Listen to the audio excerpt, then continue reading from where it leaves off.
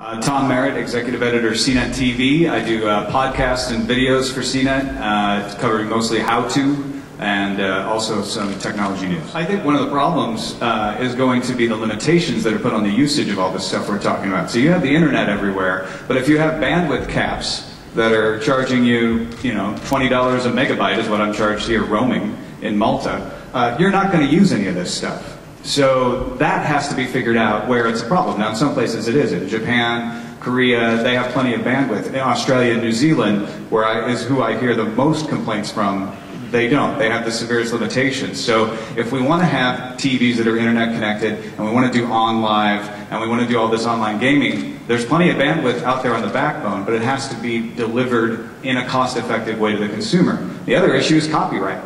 If we want to move all of this video around the house and we want to stream music everywhere, people have to be able to do it easily. And as long as there's digital rights management in the way as a stumbling block, usability becomes a problem for the consumer. And that's already a big enough problem as it is, the challenge of designing an easy-to-use interface. So if we make it harder for people to actually watch the video and share the music around the house and put the video on their refrigerator or wherever it is we're giving them the option, they're not going to use it. So those are some of the stumbling blocks that I think have to be overcome. My name is Ginteras, I'm from Lithuania, and my question is, a few months ago I had interesting discussion.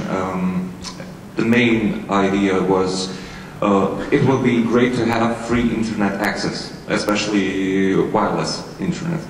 Do you think it is possible, somehow or some way, someday?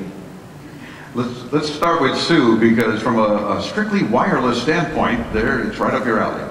I'm Sue Marek. I'm the editor-in-chief at FierceMarkets. We're a Washington, D.C.-based online publishing company. Well, they've tried that in the U.S., something called Muni Wi-Fi in cities, and a lot of those projects didn't work because they couldn't get, well, they thought it might be advertising subsidized, and that didn't work out real well.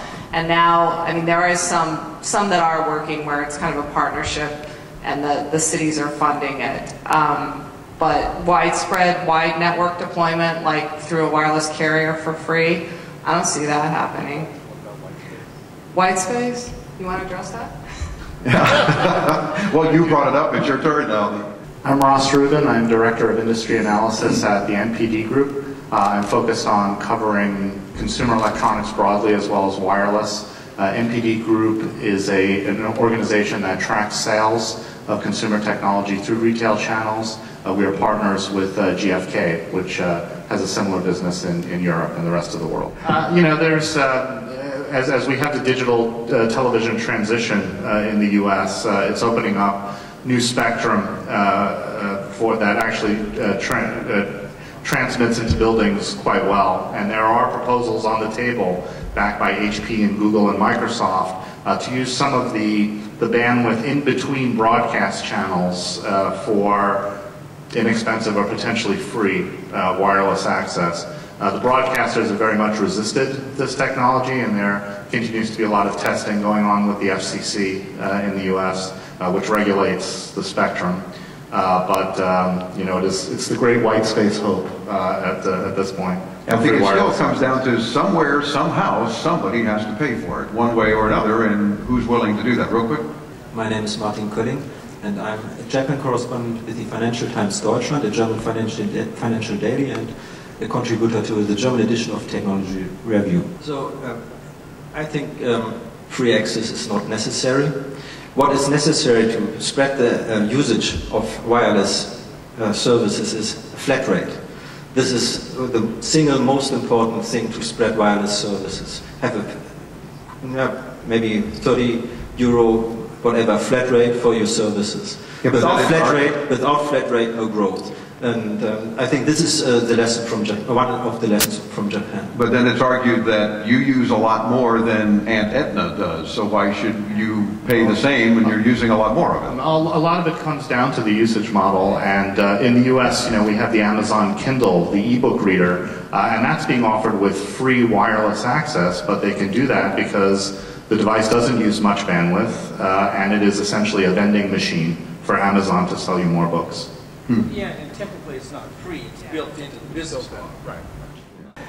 Okay, my name is Sakiduchi, editor-writer for Nikkei newspaper based in Tokyo. I cover ICT, CE industry for the last 15 or 20 years, I think. Regarding the wireless service, I think there is a big chunk in Japanese market right now. Japanese KDDI, the second largest telephone carrier, started mobile WiMAX service in this February.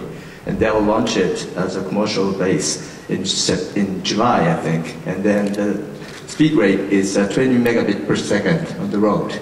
So you can do whatever you like on the road or outside of home or office. And also another telephone carrier called Welcome is going to launch next generation personal handphone system, which you can also enjoy 20 megabit per second high-speed rate on the road. I think most people in their homes still don't get that, but to be able to get it on their handheld is pretty amazing. Yeah, but and besides that, NTT Docomo is doing extensive work on next generation, 3.9 generation telephone service, which is long-term evolution.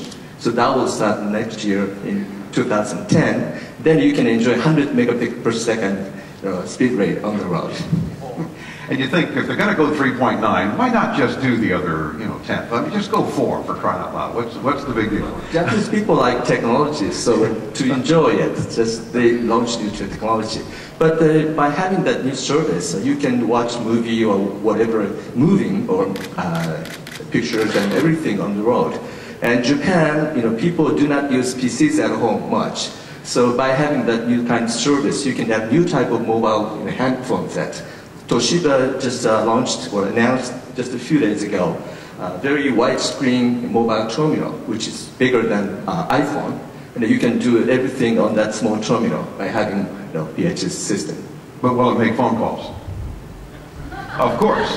More thought along this line. So I live in Japan for 9 years, and what you can observe in Japan is that the mobile phone actually, or what is Anglo-Saxon word called the mobile phone, what we call the handy in German, is somehow replacing the car as a symbol of freedom and mobility. And I expect this to continue on a worldwide basis. This is, for me, this might be one of the biggest trends, actually, one of the biggest lifestyle changes of the networked age, I think. The one single biggest product that has the biggest impact on our life. For example, I check my emails in my bed. I can even watch a movie in the bed. Many Japanese people actually, they're outside Japan. There is the perception that Japanese use the mobile internet most while they are commuting. That's not true. They're using it in the evening after working hours, as Europeans are doing it. So there are common trends all over the world. Japan is just 2 or 3 years ahead of the rest of the world.